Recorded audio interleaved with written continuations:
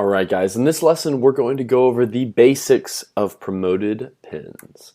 So in review of this lesson we're going to talk about when it makes sense to promote your pins, our experience with promoted pins on Avocado, why promoting pins can be a good option for some people, some marketing insights to promoting content, and some examples of promoted pins on Pinterest.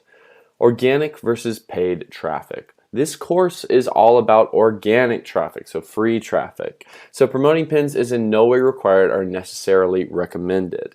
We are adding it to the course for your benefit because it works well for some people. It might be worth a try if it is in your budget. Here's why we don't promote on Avocado.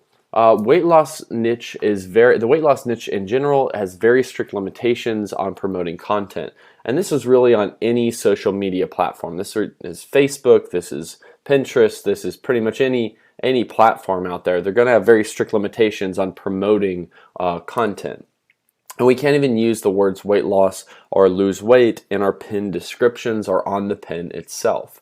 And we can't make any exaggerated claims about expectations. Now, again, exaggerated is based on what they deem as exaggerated. So if I have a fast weight loss program that I've actually proven that people can lose 10 to 21 pounds in 21 days, well, you have somebody at Pinterest who has no clue about weight loss and no idea about what you do and that you are actually helping people and this is actually something real. So they'll consider those things exaggerated claims, right? Because they're not experts in the topic, right?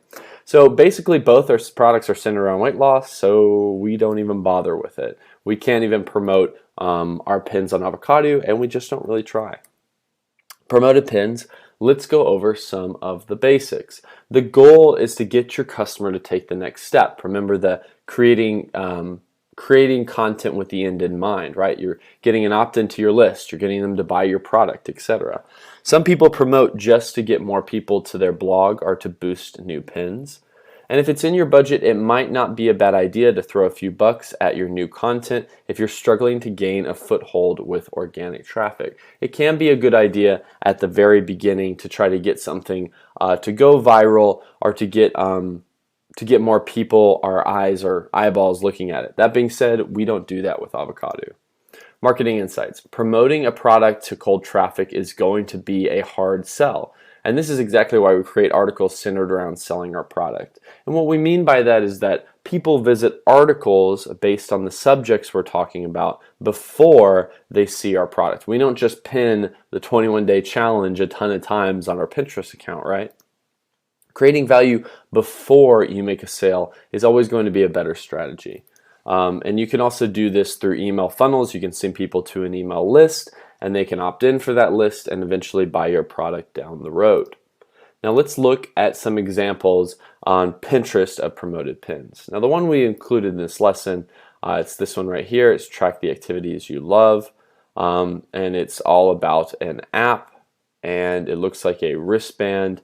I don't know too much about this brand in general, but they're promoting this. So what this means, you're going to click here. It's probably going to take you to a sales page where they are going to try to get you to buy their product. It looks nice enough, right? Yep, here you go. Unfortunately, it's out of stock right now. Maybe their promoted pin is doing well. But let's look at some actual examples inside of Pinterest itself. Right now, I'm logged on to Create and Go, as many of you.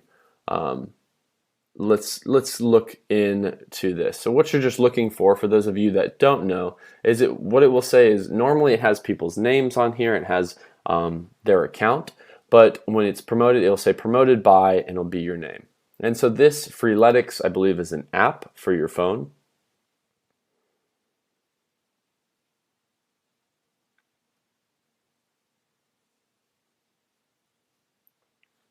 Yes, so it's a workout app. I believe if I click here, okay, it wants me to join and register online. So what they've done here is they are paying for me to see this content.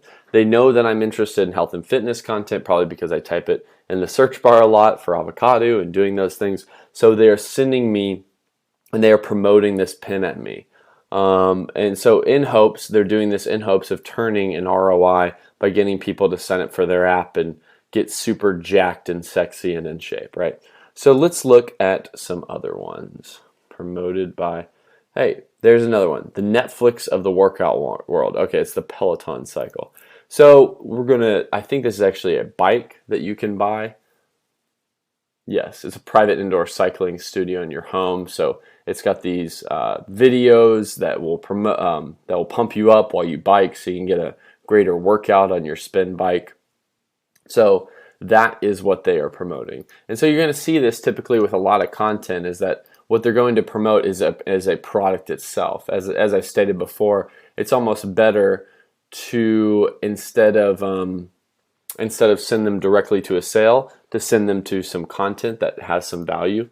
Let's look at this example. Makeup tips for older women. So this is actually a ad run by a guy that I know named Ezra Firestone. You can see that this is a promoted ad, 5 makeup tips for baby boomer women. And so what happens when we click and we go, we're actually going to go to something called a pre-sale article. And a pre-sale article is just designed to get you interested in the product. So 5 makeup tips, you can see that there's no real sale. We're not going directly to buying something, but we go pretty quickly there. So what happens is, boom, Cindy Joseph talks about her product and how awesome it is, and I think Jennifer Aniston might use it, etc. But they go through all of these things, and then only after she's given some value and some tips and some interesting stuff does she ask for them to go and check out her beauty line and to buy some of their products. So that's an example of how I would do it, right? So this is more of like an avocado style, right? So you take them to a piece of content that is something that they're interested in, and then they sell their product to you at the end of the day. So those are some examples, guys, of promoted pins. If you're going to do it, if you have, your own proprietary product, you can try promoting that directly at your audience. You can try promoting more of an article that sends people to your product. That might work even better, but those are some of the ways that you can use promoted pins. In summary, think about your blog or website and whether promoting pins fits well for your business model or your current situation. It's not a really good long-term strategy if you don't have a profitable funnel or a way to immediately make your money back, because you're going to be spending money to promote your content. If you don't have a product, or you don't have an immediate way to get a return on your investment, well, then it might not be a good fit for you. All right, guys, that's promoted pins. I will see you on the next lesson.